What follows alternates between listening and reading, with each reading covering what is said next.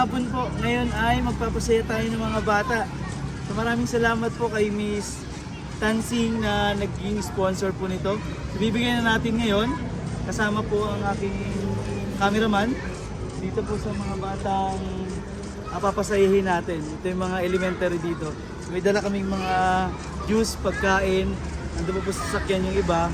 Samahan niyo po kami para ngayong Christmas party ng mga bata dito sa public school.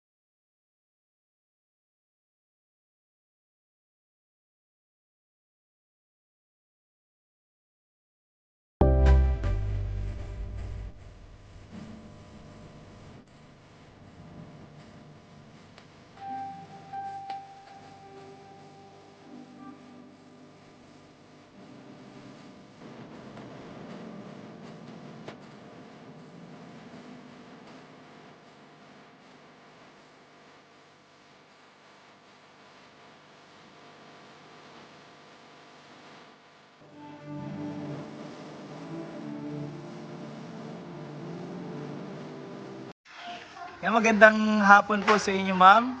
Kami ay nandito para din magpasaya sa mga bata dahil yung binigyan namin ng scholarship, nandito rin yung mga kapatid. So, kumusta po kayo? As of now po ay okay naman. And medyo malungkot kasi nga last day na. Oo, dahil ano ba yung araw ngayon? Ano po? Christmas party na. Yes po, Christmas party. Anong grade ang tinuturuan nyo, ma'am? Grade 3 po to. Bali, grade 3C po. Kumusta po ang mga bata galing pandemic? Super hirap po. Talagang ang daming struggle as teacher. Kasi nga, yung pandemic, modular, hindi sila naka-encounter ng face-to-face classes. So yung level po nilang learning nila, kung i-compare ko, is nasa level ng grade 1 or kinder. Mostly po hindi sila marunong bumasa, hindi po marunong isulat kahit po yung pangalan nila. So, yun po talaga yung pinakamahirap kasi hindi po makakapagturo ng lesson kapag hindi po nila kaya yung mga basic na kailangan nilang matutunan sa school. Ano po yung ginagawa nyo para unti-unting malutas yun o unti-unting maging maayos yung mga pag-aaral ng bata dahil katulad nga yan, hindi na sila marunong. Yung iba marunong bumasa, yung iba hindi. Yung iba marunong magsulat, yung iba hindi. So paano nyo po nagagawa ng paraan? So yung sa akin po, kasi may lesson ako, direct to the point ko na po siyang itinuturo. And then after ko pong maituro yung concept, is nakapofocus na po ako dun sa tinatawag nating 3 R's, the reading, writing, and arithmetic. Kasi po yun po yung pinaka-foundation Kumbaga, mas maganda kasi kapag marunong silang magbasa, marunong silang magsulat. Kasi pagdating po niya, nakala grade 3 na sila. So paano po pagdating nila ng grade 4, masalo po silang mahihirapan. So nagpo-focus po ako dun sa lesson, at the same time, binibigyan ko rin po ng focus, yung 3 R's po. Ano pag-games natin ngayon ay stop dance? Marunong ba kayo nun?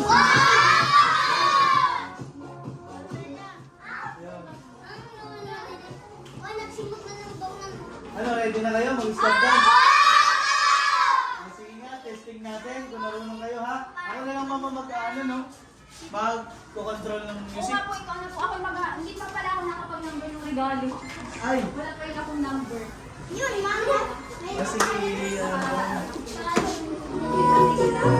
O, game na ha? Kung sinong gumalaw, tanggal na agad. Paano? O, testing tayo ha kung marunong kayo. Ano, game ha? Stop dance ha. Pag tumigil yung tugtog, matigil din kayo. Huwag kayong gagalaw. Pag gumalaw kayo, tanggal lang. Ha? O, game. O, 1, 2, 3.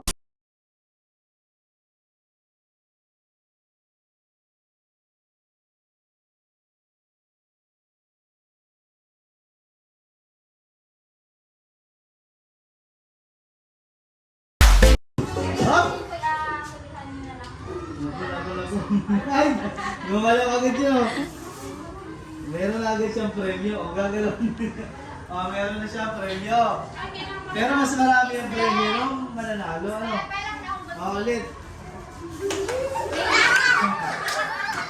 Okay ha? Kung sino yung matitira, kanya na lahat to.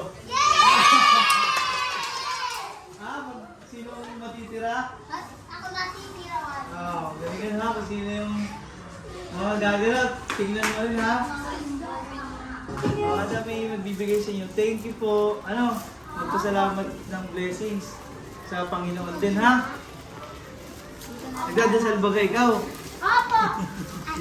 Ano nga sabihin ko? Salamat po.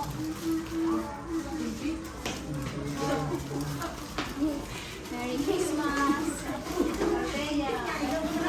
Tayo magaling sumayaw. Merry Oy, Christmas. unay po. Napakabigo.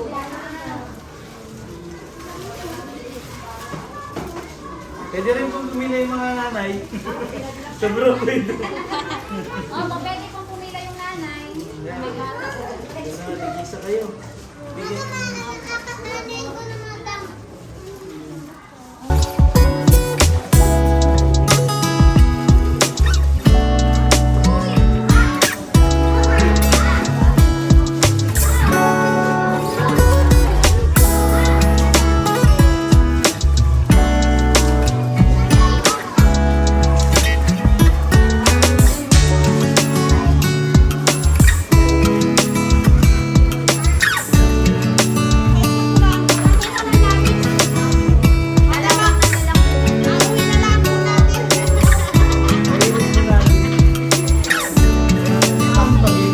Next game na tayo.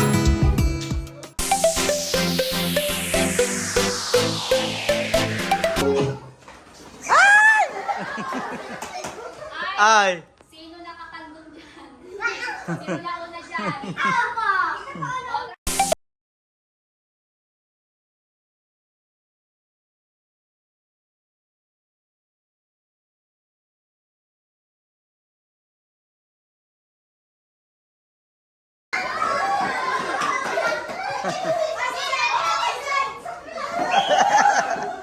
Ay!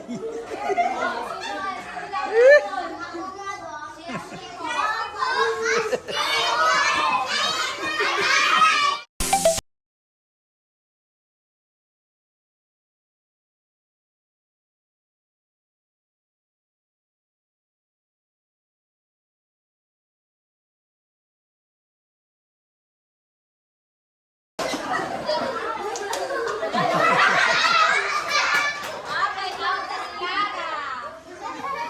Oh, babasa sa alisin yung sa ganyan.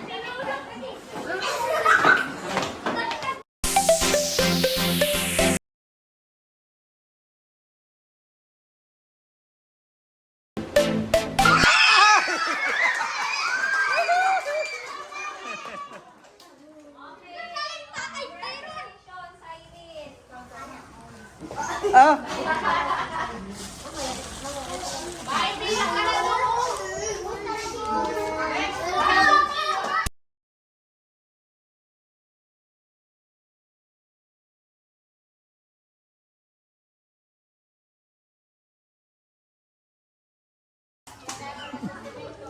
Merong nakaalaan.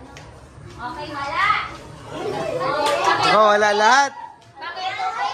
Oh, tiklopin na. Yeah, kalahati.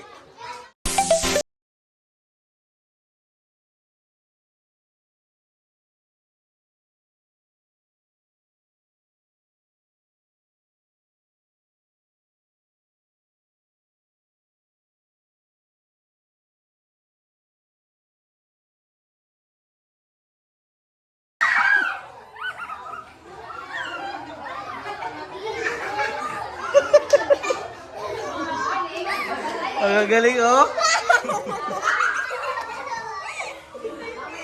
Okay. Bakit mo Yan na, maliit na.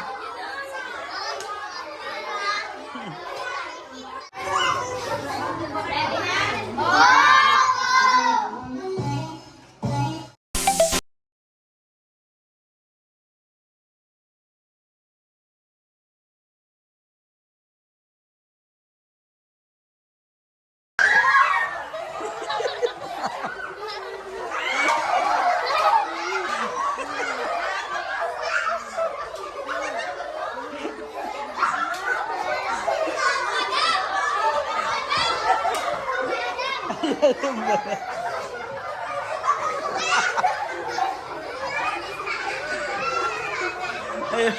Ayun.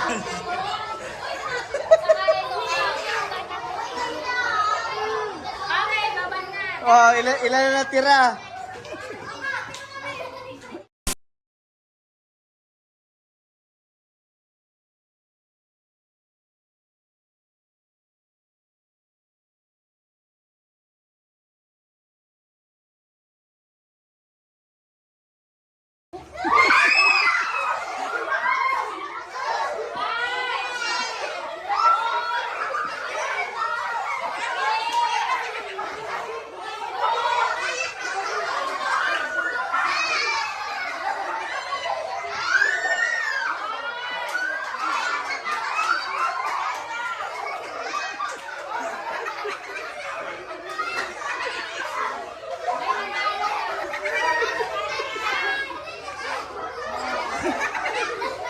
Ayun ba? Ay, may labis daw kayo. May labis kayo.